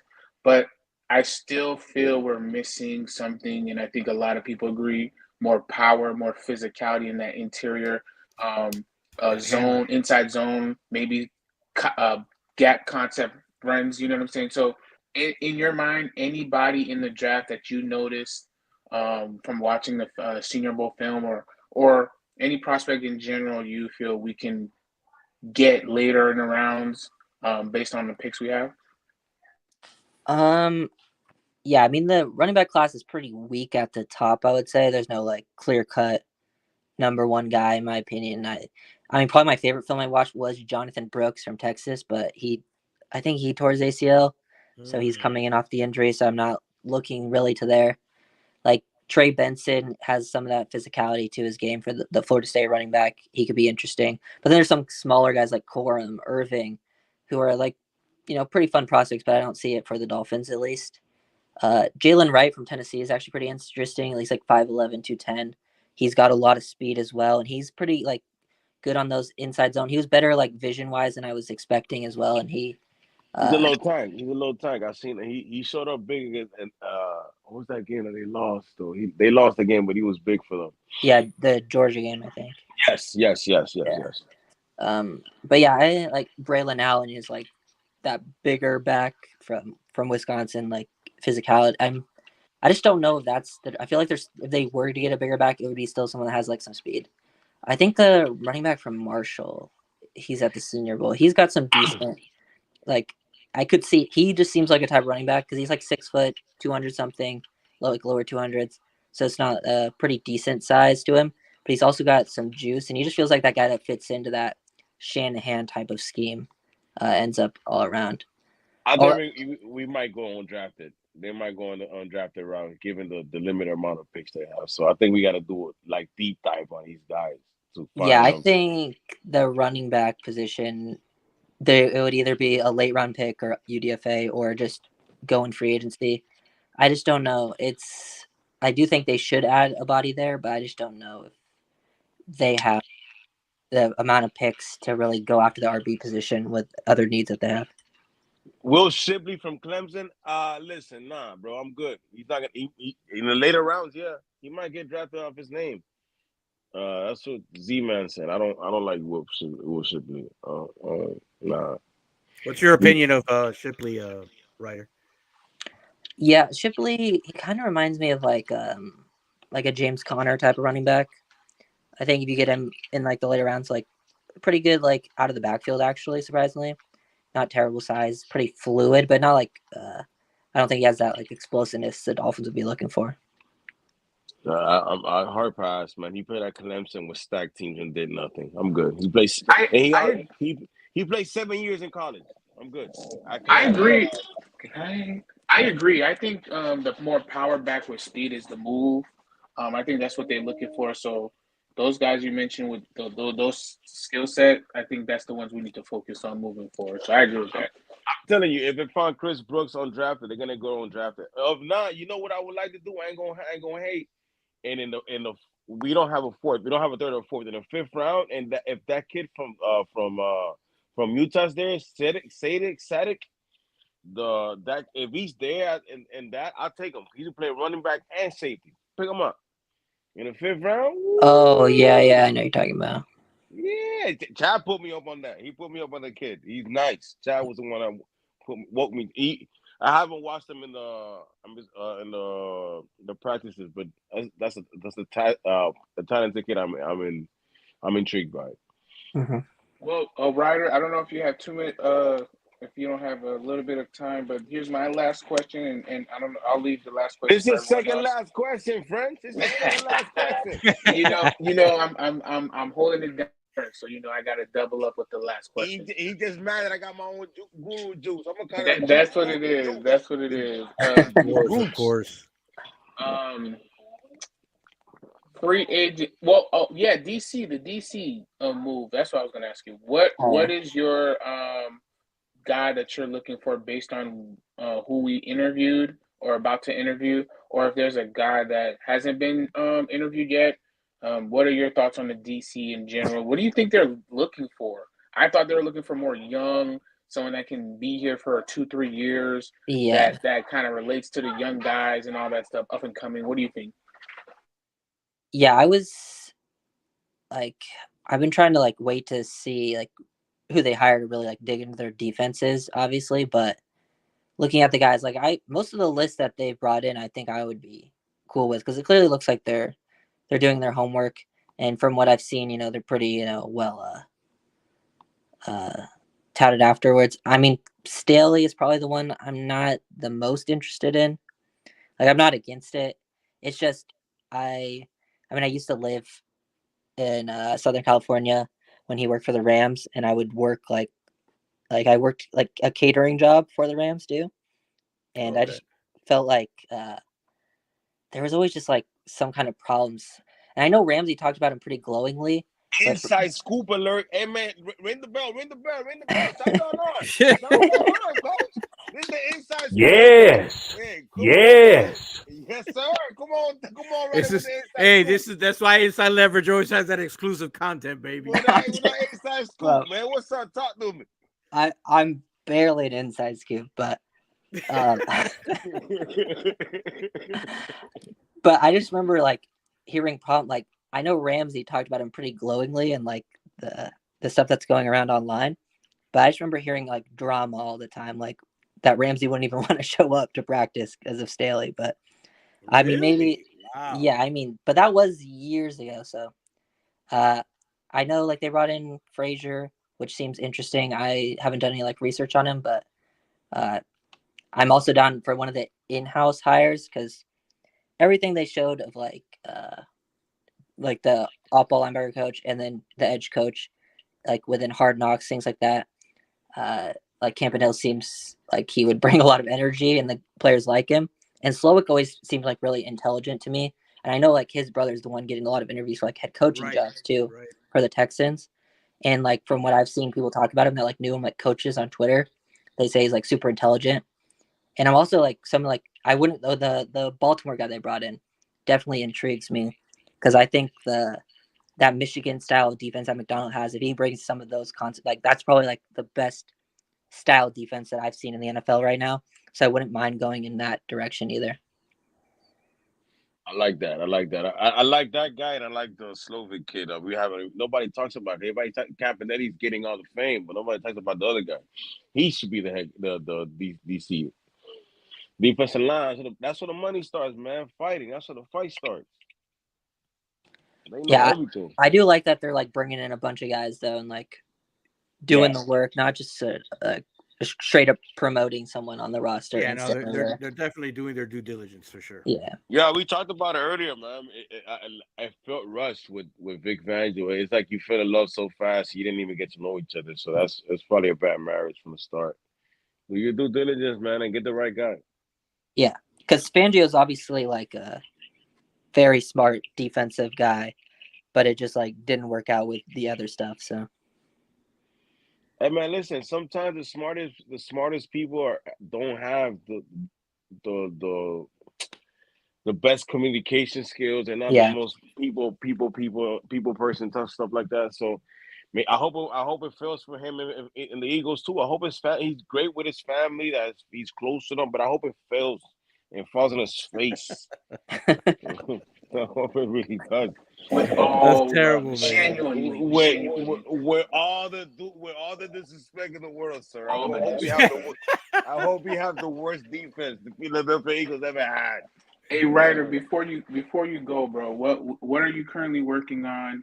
What other prospects are you haven't mentioned that you're focusing on your YouTube page that we can, or is there any teasers, or we have to wait? Your dark horse. Who's your dark? Yeah. Who's your guy that nobody's talking about, man? Who's your dark horse? I mean, there's a lot of guys that obviously, like I mentioned Sinnott a lot. That's like one of my main guys for like the tight ends. I really like receiver. I didn't mention that I really like are two actually. Malik Washington from Virginia. Yes. Really good player, and I like Cowing from Arizona. Some like those are just like later round guys that I think are pretty underrated. Smaller guys, pretty fast, explosive, but they're also like strong at the catch point. I like when a smaller guy plays bigger than he is too. I feel like both those guys do. But yeah, those are some of the guys I really like. And the Michigan DB that I mentioned earlier, St. Rochelle, those are like my type of players. All right, sounds good, man. Well, Ryder, man, it was a pleasure having you on the show, man. You saw my guru juice. Now, I mean, appreciate you. Yes, sir. Hey, man, listen, Ryder, we'll probably down the line we'll reach out, see if you're available to talk again, see where we are, what you think, man. But really appreciate you coming through. Yeah, a little closer to the draft, we'll do something. Yeah. Thanks for having me on. Hey, thanks again, man. Have a good night. Have a good one, guys. I feel like you're hating on my guru juice. I'm gonna call it guru juice. Man, ain't got no goddamn guru juice. The guru juice. The guru juice. I'm gonna call it the guru juice. You know what I'm talking about? The guru juice. The guru Give me a break. Hey man, this guy, bro. No pinkies up, no nothing. Jesus, nothing, bro. You're not doing it right. Straight thugging, just like when you a guru, you don't really gotta do all that when you're guruing. You feel me? They see. Now look at him. Now he's pulling his pinky up. Let's see the But he was throwing. I ain't gonna lie to you. Wally was throwing bars today. He was like, "Oh yeah. I saw him at the." I was like, "Okay, Wally with the college information." What? I've been doing my studying, man, because ain't nobody going to assign me because I'm a guru now. I'm a guru. Okay. I'm doing this work. But I look. I'm really looking to see these matches and stuff like that. That kid, we didn't talk too much about it. The Georgia wide receiver. McKinley, the guy you like coach, the McCullough something, McCullough. Yeah. He's good. He's good, but we need a big boy receiver, dog. So I don't think I didn't see too many guys in the practices so far that might be the guy. But Leggett, yes, if we get Leggett in the second round, that kid, he could catch. He's everything that Keon Coleman is supposed to be, and he's getting a lot more reps. I like him. I like Leggett. He's a strong body receiver. How do you feel about Easy E? And do you feel like you still want to bring in competition, or do you think you're expecting Easy E to be more, because he was having a good camp, seemed like he was trending in the right direction as far as production wise. So what do you think moving forward? Because he does fit the mold we're looking for. Big, physical receiver, could be rangy. So I like Easy. I like Easy. I think we gotta see what we have there. I think he presents a talent that only him has. He's a big body receiver that can run the ball. He's dangerous in the open field. So you can't give up on that. He didn't do anything wrong on the field to get, you know what I mean? If he gave Chase Claypool chances, you definitely got to give Easy. But you also got to bring young talent too. You got to have two of those. Continue. Bro, but think about this. Before he got hurt, like, they were packages for him that they were running for him. And he's so I think it's too. Significant, you know? Yeah, he's twitchy. We need I don't think we have something in him. We need a guy that catches fades and point of attack guys, high points the ball. So I like the Leggett kid. I like the Brian Thomas kid from Bro, LSU. but can that you know what? I saw something earlier today. Before we started, that they had interviewed who was it? Not interviewed. Olsen was talking to McDaniel, and Olsen, obviously being an ex-tight end, had brought up the fact that our tight ends, we need to involve the tight end more. Right. And Mike intimated to him saying, this is the next evolution of the offense. So I think that's, obviously that's that. I mean, it's something that we need. It's missing. So that's what I expect. Maybe that's where the big guy, hey, coach, high point receiver. I'm gonna comment now. Second round. Don't be surprised if it's a tight end. But by the way, I wouldn't fight it. I'm gonna talk back. I'm gonna reply to that. Brady just announced that he's replacing. Yeah, I saw that. I saw that. Yes, shout out to Brady. Yeah, because I don't want to hear Greg Olsen again, and hopefully that means that. Wait, Greg Olsen. Greg Olsen is good. He was fine. Romo was the one that's the issue. Yeah, Romo's trash. Romo Greg was like between Josh Allen and Mahomes. He's like, hey, Greg Olsen. Hey, I'm sorry. Listen, there's a reason. I'm just being honest, bro. Bro, there's a reason why Greg Olsen is the least like Kane, bro. Like, he's whatever. For real? Nah, man. I thought Greg Olsen was very good commentator. He's a good commentator. Wait. Why do you say it? I need to know this. Why do you say that? Bro, because he's whatever, bro. He's bland, bro. He can't cut the cat. And you think Brady's going to be better? Brady a goon. I can't wait for that. He's gonna be talking so much shit. He's gonna be better. He's gonna be better than Tony Romo. I'll tell you that much. I would have. He can't be any worse. I'll tell you that. Yeah. Bro, look at Peyton Manning. Peyton Manning's great. Yeah, he's fantastic. But Peyton Manning always had a personality. Yeah, he had a personality from a get-go. So did Tom Brady. So does Tom Brady. He's gonna be cool. Maybe it's the AFC East hate. I don't know. With the problem the problem is going to be that now Gronk is going to be there too, so it's going to be all of them. It's going to be a problem. Oh no, bro! It's going to be a problem. That's why I don't like it. That's the problem. But let's talk. But going back to ball, I wouldn't be mad if they take the kid from fucking Kansas State. My bad, from Kansas State. Watch your profanity. In the second round, mechanic. Okay. Kansas State, the tight end. Yeah, Sonnet. What's his name? Sonnet. Why am I saying Sonnet? This guy. Sinet. Sinet. Jesus Christ. Oh, yeah. English, bro. That's what I'm saying. Like, hey man, listen. Sometimes I be forgetting stuff when you're a guru with so much information. Okay. You know what I mean? It's a lot of process. I'm gonna do something to slow my brain down. Give me a second. But look, you all right? Yo, is he all right? at this guy. My jokes once again. Can't even joke. But yeah, if we mechanic, I ain't gonna hold you. If we drive Troy or Powers or whoever them nice left guard toys, and then come back with a tight end, and you pair that up with Noah Fant and move on from Smythe. Exactly. Well, you don't have to move on from Smythe because you want to keep 3 to 4 tight ends. Yeah, he's on the contract. Yeah, so Senate would just be welcome back, welcome back, my boy. Senate would be like a Kincaid type vibe. You feel me? Kincaid, the Laporta. That's what I'm. That's what I see. Don't get me started, bro. I ain't going. Chad Kuiper. Welcome back, Chad Kuiper. Since we're in the draft, we're in the draft hours. Chad Kuiper, I need you to give us and bless us with the knowledge of your tight end targets that you can see us taking in the second round. Second round, there's not a lot of guys that I'd be willing to take that highly. Jatavian Sanders is one. From Texas, explosive, rangy, you know what I mean? Nice frame. Not the greatest inline guy, but I think he could fulfill that big slot, that tight end / tight end hybrid tight end role that we've been looking to fill. You have Jaheim Bell, who has a lot of positional versatility, can run the ball, can do a bunch of different things. Being compared to Gerald Everett and some guys like that, you know what I mean? So speedy, explosive, could be an option. Outside of that, I don't know who else I'd take. I know Ryder is a big Ben Sinnott guy. I'm not sure he'd go that that early on day 2. I think he's more of a third rounder.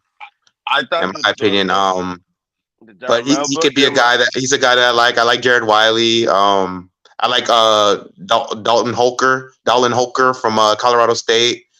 A lot of run after the catch ability. Kind of reminds me of a young Jeremy Shockey when I see him out there. Fun kid. There's some guys that I like. The Theo Johnson kid out of Penn State. There's Brevin Spanford from Minnesota. Big kid. Big 6'7", 260 type. 6'6", 260. Big kid. How's his blocking? Blocking, great blocker. Probably one of the best blockers in the class. You have me at Minnesota because listen, them tight ends in the cold, Iowa, Minnesota. Excluding Mike Gesicki, inline tight ends, even out there at Penn State when it's cold, man. Yeah. Like that, what is it about? Yeah, there's some guys, man. Free agency. There's some good targets, as well as Noah Fant, Hunter Henry, Gerald Everett. Those guys, there's a couple guys there. So if they miss out on one of those guys, you can bend back in the draft and scoop one of those guys and developmental or plug and play. There's some guys. What's up, McCann? You trying to ask this question about Sinnett? Yeah. I was gonna ask you, what is it about Sinnett that you think will put him at the third round for late pick? He's not super explosive. He's solid all around. I think in today's game they'll cover the more athletic guys over him, and he might kind of fall through the cracks. That's just my personal belief. But he is solid in all. He's well-rounded. He's pretty good at everything. Let me ask you a question, Chad. If I know this is a wild question, but let's say for giggles, the kid from Georgia's there at 21. What are you taking him? Who, Ladd McConkey? No. Bowers. Oh, Bowers? Well, there's no way he's there, but if he's there, of course. I'd even trade up if he gets in the 15 range to go get him. But I don't even think he'll be there. I think there's no chance we get him. Another guy who could possibly be a tight option is the Johnny Wilson kid from Florida State, 6'6", 230. They're saying that he could be a convert. Yeah, so. And I was gonna ask you about this Bell kid because he gives me the Charles Clay vibes. Yeah. He's like a souped up Charles Clay. You know what I mean? Kind of does a lot. Could he block? Put him in the H-back. You can put him in a variety of different alignments. He's took some rushing snaps. You can jet sweep him. He's a fun guy. I can see McDaniel doing a lot of crazy, innovative things with him. Tight end screens, all that. See that? I like that. I like that. Yeah. We can have some fun there. He sounds like a fifth. He sounds like a fifth rounder waiting to happen. Or I also like that the was a different position, but the kid from Utah you were talking about, the sidekick. Yeah, Sione Vakai. Yeah, he's safety running back. He'll be there. He'll probably be there later round guy. But there's some good mid round, later round guys that can, contribute in some way, shape, or form. Guys like that, they're football players, man. The McCaffrey's brother's been getting some shine. He has some versatility at running back, wide receiver. Yeah, I saw some. Yeah, the Dylan Lobb kid from New Hampshire or whatever. He's been getting some Danny Woodhead CMC comps. Like, you know what I mean? There's a bunch of little guys, man. Yo, listen, there's Isaiah Wilson from South Dakota. There's a bunch of little guys, man, that are out there. McCaffrey is a wide receivers coach in our team, so he gonna try to get his. Yeah, we have a McCaffrey on the staff. Yeah, he gonna try to get his brother out here, and his brother can play. His brother was a quarterback, played linebacker, played running back, and balled out a receiver at Rice University. So listen, the 5th round, don't be surprised. Mm-hmm. I like the Ali kid he was talking about out of Marshall too, man, as a running back. Some good guys. The Lloyd kid from USC, all purpose. He talked about the Mr. He reminds me kind of. He's like a beta Reggie Bush at Oregon. Bucky Irving. I like him. I like him. Very shifty. Yeah. Very shifty. How about that? There's a couple running backs at Notre Dame and Michigan. I like both of those cats. Yeah, Audric Estime out of Notre Dame, 6 foot, like 230. He's a big dude, bro. Explosive. He's supposed to run like a 4.4. Hey, listen. Hey, yeah. That size is crazy. I forgot him. Hey, I forgot to tell him to write up that kid. Hey, coach. There's some guys, man. What's that guy's name? Audric Estime. Notre Dame. Watch his tape. Big back. Watch his tape. He runs. He gives me the Jerome Bettis vibes. He runs like that. Notre Dame, right? Big guy. Yes. Big dude, man. I'm gonna look. And then the Michigan guy is more of a scat back. Yeah, Corum. They have two. Donovan. There's Wilson, and I think there's like a Wilson or something. I think Donovan Wilson. I want to say Donovan Wilson. There's the one that's coming out is Corum, right? The little scat back. Corum. Yeah, Corum's They're both scat. He's solid. He had some injuries last year, but this year, he balled. Stayed relatively healthy. Man, it's a lot out there, man. There's a bunch of different guys that can help this team, man. Like we could do a variety of different things. I'm excited about the talent pool. Free agency's first, but I'm a draft lover. Yeah. I think this team is set up so well that whoever we draft or whatever position that we draft correctly, they could give us immediate impact. Even in the latter rounds, like in the 5th round and stuff like that. No, it's, like I said earlier, it's going to be important, man. It's you got to fill out the roster somehow. You got to have to be able to get in there and get some guys that you can develop. You drafting a nickel? Maybe. There's some guys. I think it depends on what happens in free agency. It's gonna depend. It's probably undrafted, but I want to say, will they give, based on who's gonna the DC? Will Kahu still be here? I think as far as who? Kohu. If we're getting a spot, right? I mean, I think he's here regardless, honestly. Yeah, I think they like him. He had an off season. I'll talk a lot about him.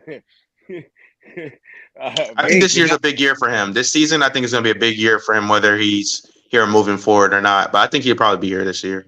Especially if they're going to move off from X. I can't see them moving off from X and Kohu. Right. Yeah. And not only that, but then remember we were thinking about Needham not coming back because obviously but now, like, I don't know. It all depends. Exactly. It's going to be interesting. I mean, he didn't do anything last year, so. No, but was that because he was not hurt? A lot of tape. No, but I'm saying, like, was he hurt or was it because Vic was, suppressing him as well? Like, what was going on? Guys in the building have more answers than we will. They'll know.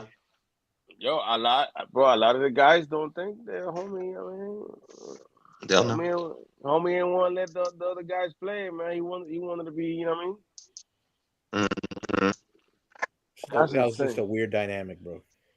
Yeah. It was insane. It sucks though. It sucks. It sucks to see that you probably had arguably the best defensive minded coordinator out there, and you're in the building. He couldn't make it work with all I that mean, talent.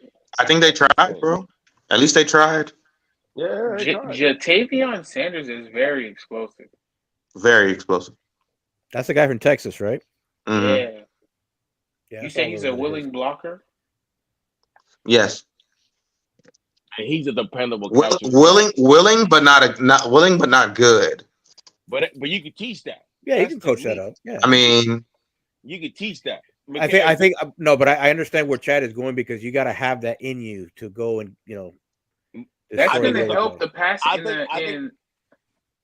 Go ahead, McCall. That's going to help him in the passing game because the little blocks where you're blocking for 2 seconds and then you just move out. Yeah. See, we'll see if he. I know if you put him out in space against some DBs, I feel good about it. Mhm. But in line, I'm not sure how much is there to be harvested. He's not a scrawny dude. You know what I mean? No. So there might be some ability there. Well, I mean, maybe they didn't fully harness that. But let's look at the frame. Let's look at Kittle's frame. Right? Like a comparison to that. I mean, I'm not saying it's going to be the same exact player, but as far as the offense and what is required from him, it's kind of the same. So I don't know. And to me, I don't think Kittle's a big guy. He just likes to get after it. And that's That's why I seem like I just give me a block. Give me a guy that's going to block, and then it's going to show up on the passing game as well. Yeah, he just can't have two shovels for hands. You know what I mean? But that's what I'm saying. If he's a winning blocker and he's strong, you can teach him that. Like Mike Gesicki wasn't a winning blocker. No, he wanted to be a no, not necessarily. I wouldn't even label him as that. Exactly. He didn't want to touch nobody. So is Brock Byers a willing blocker? He's a complete player. He's a complete player, man. That guy. You think that guy? I think he goes top 10, huh? He has like 6. He had like 6 rushing touchdowns last year. Damn. He goes. I think he's top 5 though. Bro, he's different, bro. He can do a bunch of different things. Super athletic, block, everything. He's going top 10 for sure. I believe. That's what I think. He's going top 10. Definitely play wide receiver. If he's there at 10, somebody's gonna jump the draft to go get him. Bro, is there any like gas mask videos out there that can drop like right before he drops? We'll see what happens. You never know. Medicals, you never know. Anything could happen. But I think he's a lock. Too much talent there, bro. It's such a drop off from him to the next tight end, bro. It's insane. Well, he's like generational. Yeah. Prospect. That word, I don't. He was. Bro, he's been getting hyped since 2 years ago. They've been talking about him. He could have came out last year, bro. He could have came out last year and been the best tight end in the draft. Been the best tight end last year. I'm going to give a bad example. They put that on Kyle Pitts. I was just about to say that. I'm going to give Kyle a bad Pitts example. Kyle Pitts can't block. Kyle Pitts is a glorified receiver. He's not that. This guy's he's the real deal. Yo, speaking of receiver, hold on. Did you see? I don't know if you guys saw it or not on the timeline, but one of these Twitter accounts had posted some hypothetical trade with Waddle and the Bears. On that note, you guys have a great night. All right, yeah, good night, man. It was a great show here at Inside Leverage. Appreciate everybody for coming. Appreciate your time. Rocking out with us. You could have been anywhere in the world, but you were here with us. Shout out to Ryder, Wally, the offensive line guru. Thank you. Hey, in the actions of Javon Holland, go kick rocks. Whoever put that out there. That's what I was gonna say, bro. Like, come on, that's ridiculous. Super stupid, but well, what are you gonna do? Yeah, man. There's been some crazy topics on Twitter. Tyreek, trading Waddle, breaking up the duo, trading Tua for Fields. I heard a crazy one earlier. Derrick Henry would be RB3 on this team. I saw that. I've heard some crazy ones. I've heard some crazy ones. I didn't. I heard some crazy ones. I've been off Twitter. Type stuff. And then when I came back and I saw, I got right back off. Bruh. I'm like, yeah, like, come on, man. Outlandish takes. Dog, RB3 over here. Bored. I think it's boredom. Yeah. It's boredom. RB3, folks. Man. Are we really doing this? Like, I know he's not the guy he used to be. No, but RB3. He'll be starting. You'll do a lot of 2 running back sets with him all the time. Yeah, and again, it's not a Derrick Henry thing for me. I keep saying this and I keep saying it. It's more so about the skill set of that physicality at that position. I think we need some of that. You have it in Chris Brooks. Are you going to rely on him? Are you going to give him the opportunity so you to see if there's more there? I mean, he was healthy the last few games of the season after IR and didn't really play much. Yeah, so Chad, I don't know. Maybe they're saving him. You were talking about that earlier in Spaces, and I know the averages were spoken of as far as like what he averaged in those games, but you're not putting him as the main guy to be. You know, you're changing up the flow of the running game. You're gonna have your speedy guy bust out a 23+ yard run, and then you have your Derrick Henry who's gonna pound it and pound it and pound it on key downs. Mind you, if it's 3 yards a carry, 4 yards a carry, whatever, it's key situations where you can use that and not be afraid to run the ball on 3rd and 2, 3rd and inches, 4th and 2, 4th and inches. You know what I'm saying? So I didn't, I think you need a guy to do the dirty work, man. I think you have the speedy, explosive types. I think it's a little bit redundant. I think Mostert and Achane have similar skill sets. You know what I mean? I think Achane might be able to offer you more as a pass catching option in the future. But Mostert was a converted wide receiver as well. Like, you know what I mean? So, like, he has some ability as a pass catcher as well. He's not, probably not as explosive as Achane right now, but I mean, it's pretty redundant there. You don't have a lot to offer anything really different. You really don't have a true pass blocking option in the backfield. A guy who could sit back there with Tua that you could trust to pick up those blitzes and things like that off the edge. Like, there was a lot of free cornerbacks off the edge this year. There was nobody back there that could account for any of those guys. Like, you don't have a guy that can, with that skill set, that you can do that. I haven't seen that. I didn't see that all season, bro. I didn't see that all season, bro. Like a running back pick up a blitz. Nope. I mean, there were a couple of times, but it was few and far between. Being very few and far between. Like, not a guy who you can say, like, this is the guy who's gonna be that guy to kind of be that, to do the dirty work and do those little, like, you need that, bro. Like, I feel like we have a good room. I just feel like it's a tad bit incomplete in that aspect. What's going on in there? It was good. It was Ingram, and it was no. We need more explosiveness, man. Especially pounding the rock on those drives where we just need to sustain a drive. We need to just get to a field goal. You know, I don't care about the averages of the yards. It's all about when we need to get that first down. Correct. Can we rely on him? Correct. And, this cannot be the same fan base that was crying for Jonathan Taylor and then trying to get the other running back from the Browns and all these guys. Now you don't want Derrick Henry. He's RB3, bro. Go, man, honestly, go talk to somebody. I mean, yeah, I heard that today. And I couldn't believe that. Like Chad said, it's not really necessarily about him, and I agree. It's just a matter of like the reason behind it. We need a physical type of running. We need to incorporate Saquon. Go get Josh Jacobs. Go get a power back. We just need to incorporate more physicality in our running game. Too. Yeah. I don't think. Hey, listen, if you don't want to spend the money, go get a AJ Dillon, Dante Foreman, Joshua Kelly, who was killing us between the tackles week 1 and in LA. He could be a cheaper guy that you could bring in for $2 to $3 million, and you just add him to the committee. He was already in the committee with Eckler. He'll fit right in. You know what I mean? There's guys who you can get that stuff from. I think you gotta, whether you go to the draft or the second, third tier free agency, you gotta add something. Yeah, undrafted, whatever. Like you need a little bit more there, in my opinion. It doesn't have to be Derrick Henry like Chad said. Just go get it doesn't. As a running somebody back who can get you that tough yard, bro. You know what I mean? And you know what? You know what? I also would like. I would love if it could happen. I know it's Mike Evans wants to retire as a Tampa Bay Buck, but give me a Mike Evans or maybe like a D Hop.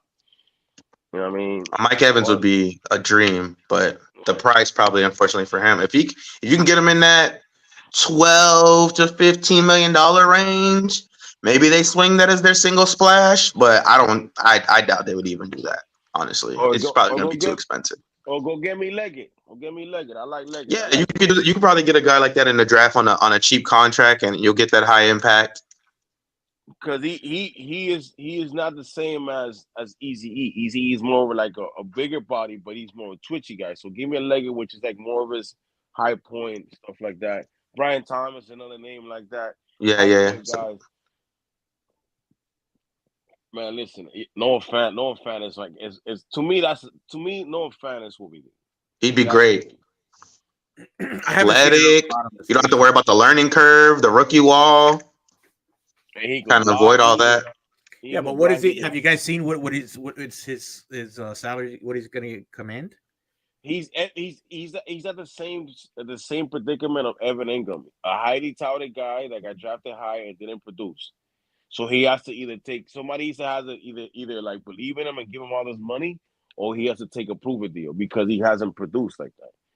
Granted, he's still young. I believe he's 26, 27. So maybe he could take a prove-it deal and try to hit the market again. That's what I'm saying. Evan Ingram took it 1 year from the Jaguars, and now after that he got the bag, and he's a Pro Bowler now.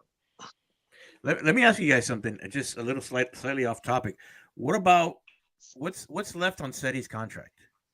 Well, he's gone. He's gone. No, I know, but what's left? Is it a year, 2 years? How much? You know, like off the top of your head? He was a 3-year deal. I don't know. He was a 3-year deal. I think it was. I know they were trying to trade him last year, but I'm just curious to see what the number was, so how we can reallocate that money. Oh, maybe we can move. Maybe he's a trading asset. That's what I'm saying. So they see if he has a cheap contract. Oh, if you're asking dollar amount, it was about $7.5 million, somewhere around there, a little under $8 million. Is he still on the contract though for the next year? I was not able to. Hold on, let me see if I can pull it up real quick.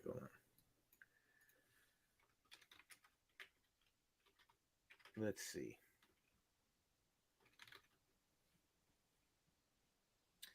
Hold on a second. Let's see if I can share the screen here real quick. We're not gonna be able to see it. Yeah, final year of this deal this year. He'll be gone. No, he's gone. He'll be a Cowboy. He can go, but that's fine. I'm not gonna share it.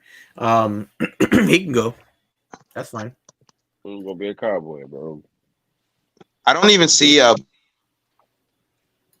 there's like a real third year if that's just like filler or fluff to kind of spread out the money. I don't even see a salary for the third year. I mean, they might give him a 2-year extension. Yeah, I don't see 2.5. That's all I see is 2.5. They even bringing him, Baker, Agba, Van Ginkel's the Eagle. I hope I know that Van Ginkel's going to be an Eagle. Yeah, I think so too. I'm not so sure. I'm not so sure about that. If we're able to keep the scheme in place, then I think there's a good chance that he could come back if it's a similar scheme. Because he excelled in the scheme. There's a comfortability in Miami. His agent is friendly with the team. There's a good relationship there. I got a good read from his wife that she's kind of looking to settle. Young family, I think they're looking to stay, bro. Honestly, I don't know if they're looking to move. But money talks at the end of the day. So for sure, they could. Sports All Day made a point about Claypool. I think there's a chance Claypool does come back.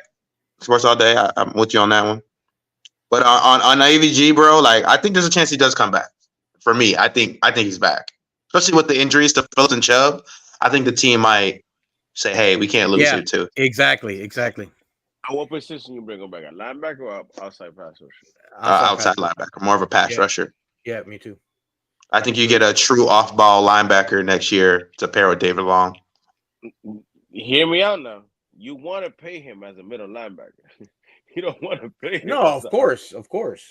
I mean, it's a premium for a pass rusher, of course. That's what I'm saying. Because if you pay him as an outside linebacker, you're looking at 10 or 15. I don't think he gets that much. It's not going to be a long-term deal. It's probably the short term is probably under that, but he will get like significant. Like it'll probably be like a 1 to 2 year deal. How much is it? 1 year out. How much I think he's not. I think he gets like $7-8 million a year. I don't think he gets nothing That's crazy. what I'm saying. Yeah, that's what I'm saying. How much is he getting now? It was a 1 year deal, no? 1 year for how much?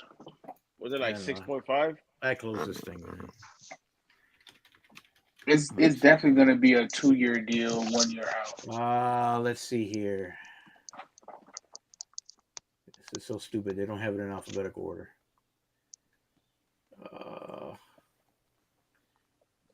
Van Ginkel. See how blind he is focusing? Well, this thing, they don't have it in alphabetical order. It's just, I don't even understand why they would do that. I see what $2.6 million cap hit. I can't even see it, dude. For him last year, 2.6. It's because you're blind. Not blind. They don't even have him listed on here. He had a base salary of 1.5, signing bonus of 750, roster per game bonus of 340, workout of 50, total cap hit of 2.6. Yeah. $2.6 million. 1 year, $2.6 million. Bro, triple his salary, bro. Come on. Yeah, 3 for 36. 3 for 36. That's what I'm saying. No, wait a minute. That's 4 times his salary. Bro, yeah, no, I don't think he gets that much. 1 to 2 years. He could, and I might be wrong, but I see him as more. I see him as more of a $6 to $8 million type guy. I don't see him getting crazy money. Leonard Floyd just came off with like an $8 million deal. I think he's somewhere in that range. Right. So you're giving him 3 for what? 24. 2 year deal. I'm telling you. Probably 2 for 16. Yeah, something like that. You got 3 for 24, 2 for 16. That's 8 a year. You got to give him a third. You got to give him a third year. You can give him a third year, even if it's a team, team option type. Team option. So you front load it. Spread some of that money around. So you make it deal. Like 3 for like 24 type shit. Let's look at Leonard Floyd's contract. And Leonard Floyd had a better season than Van Ginkel stat wise. He did. We got to be honest. His deal was actually a 1 year, 1 year 7. Jesus. Yeah, about $7 million. Yeah, $7-8 million, something like that. Yeah. Isn't he older though? No. No, he's young. He just didn't pan out in Chicago. He was a highly touted draft pick from the Bears that didn't pan out. Then he went to the Bills. He got traded. The Bills traded for him. What? Oh, Floyd. Okay, now I was thinking about something else. He spent time with. I want to say he spent time with the Rams too. No, Rams. That's what I thought. Yeah, he was with the Rams. Yes. I'm trying to find his age. Oh, there it is. You play with the Rams? What, 28, 29? Yeah, I remember he played with the Rams. He had that car accident. He had that car accident. He got drafted by the Bears. He flamed there. He got Oh no, sir. He's 30 something. That's what I said. He got traded to the Rams, and then he flourished there. That brother is old. How old is he? He's 30. He's going to be 32 this year. Yeah, he got drafted with the Kevin White years. The Kevin whatever. Yeah, it's been a while. He played. With, time flies, huh? He's 31. He played with what's his face? What's this guy that got traded to the Chargers? And the Bears, bro. Oh, Khalil Mack. Yeah. That's what he bought. Bro, he was born in 92. Yo, Khalil Mack. How many sacks did he have? Like 16 and a half or some crazy shit. Ooh, Khalil Mack? Yeah. He's still hooping, though. We were thinking about him as a guy to come in, but he's probably going to be expensive for a stopgap. Stopgap? Stopgap. Khalil Mack's getting a bag right now. Expensive. Yeah, he's going to. How do you guys feel about Uche from the Patriots? I don't know. Maybe He's a body. if the price is right. Yeah. I like Chase Young, as a guy. I think it'd be too expensive. It would be too expensive. I saw projections of 1 year, $15 million for Chase Young. I don't know how realistic that is, but I just feel like he might be too expensive for us. Still young. Go get Houston from the Texans. Hughes. Go get Hughes. Jerry Hughes. That's another old guy. Yeah, he's pretty old. He's about 34, 35. Yeah, he hooping. He used to kill us when he was with the Bills. Go get Max Crosby. Isn't Max Crosby in the contract? Yeah, he's good. Yeah, for sure. He loves his coach. He loves his new coach. So you can't. Yeah, he made it a point that if he wasn't resigning, if they didn't resign him, he was gone. He was gonna get traded. Right. That's what I feel. Honestly, I feel like you got to bring Manginko back, bro. Yeah, I don't think that's a choice. Yeah. No. You have to. You can't let Robert Hunt go. You can't let Connor Williams go. You can't let Van Ginkel go. Look, I was wrong. Look, if you don't keep Christian Wilkins, you can keep all those guys. Right. Well, Agba contract is gonna help with signing those guys back.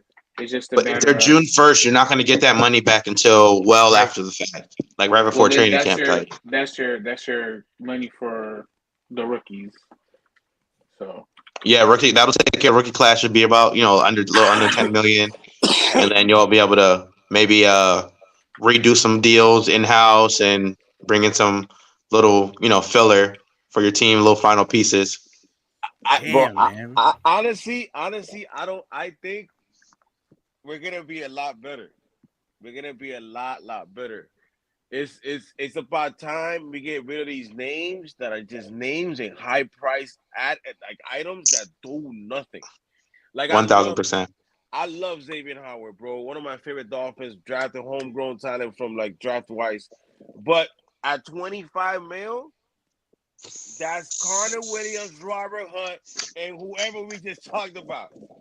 You know what? Go get paid, bro. We need more than that. That's what I'm saying. With all that money, though, we can get players. Yeah, but that's a post June, right? No. Well, you can only post June 2 guys, so you either post June Agba next, or it depends if you move off Baker. I think it has to. You move up. I think X is the one you move up first, and then Agba. You think anybody trades for that 25 mil contract? I don't think so. No, not at that age. So I think he's one of the two June 1st. Yeah. What about Epinesa? If the price is right, I'll take a swing. He's a high motor guy. I liked him in the draft. I thought he was the guy that I would go. Bills guy? Yeah. Bills guy, yeah. He hasn't got him paid. Yeah, he's a free agent this year. I don't think he's going to command money like that. But what do you mean? He was in a good defense. Yeah, but he's not going to get 15. No. I mean, unless it's a team like the Bears or something has a ton of the Commanders has a ton of cap space. How much is the Tutu guy? What's his homie name from the Panthers? Lulu. No, Luvu. Frankie Luvu? Yeah. I'm hoping we can sign him for less than $10 million. He's my guy. Yeah, you've been talking about him for a while. Yeah, bro. It's my guy. That's the move. You bring that. We need that. Great pass rusher, cover, everything, bro. I think he has 13 sacks over the last 2 years. I think he had 7 this year, 6 last year. Can cover. Him and Al-Shazir. Al-Shahir is a good one. Willie Gay. Did he get a 1-year deal? Yeah. Al-Shahir got a 1-year deal. He's a free agent. Jordan Brooks from Seattle. There's some good names. I got some names out here. So Daryl Taylor, Marcus Davenport, Calvin Noy. Marcus Davenport could be a good one. Some injuries, but very talented. Coach, you watching this game? Are you watching this game? Derek Barnett. The Celtics against the Pacers? No. I'm here. No. I'm looking at Matt Dana. Dana. Yeah, that's Carl the Chiefs guy. Yeah. Brandon Graham from Philadelphia. Nah, he old. He won't run again. Dorrance Brandon Graham? Armstrong. Yeah, he's old. Denico Autry from Tennessee. Autry maybe, yeah, but he's more of a like a 3-4 DN tackle type, in my opinion. I think he's like an edge. Zadarius Smith. Javon Clowney. Jonathan Zadarius is a good name. That's Zadarius. That's a Minnesota guy, right? That's the guy that he did that whole. He went to Cleveland this year. Right. Mm-hmm. He took a pay cut too, so maybe he come out here and ball out with us. Jonathan Renard. Yeah, from the Texans. Mm-hmm. Bryce Huff. That's the name. Maybe. I mean, there's some guys you can get, like if AVG is not the move, and then maybe a draft pick. All right, well, guys, it's been a great show. Been real. Appreciate everybody for being here with us, rocking us with us at Inside Leverage. We're gonna bring you guys plenty more draft coverage. We have some exciting guests lined up this week and next week. More draft coverage, more free agent coverage, more Dolphins. You know how we rocking. Appreciate y'all. Coach, you've been a great host. I appreciate you for facilitating the show. Fins Mechanic, excellent questions. Wally, the fake offensive line guru, giving bad takes and stealing takes all night. Shout out to French with his daughter. Happy birthday, Noir. Happy birthday, little girl. I'm the guru. Don't hate on the guru, baby. Yeah, man. We out, man. Coach, take us to church. Take us to church, man.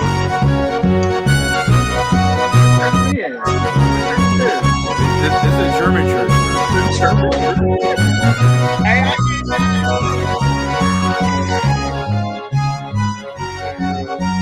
Oh, man.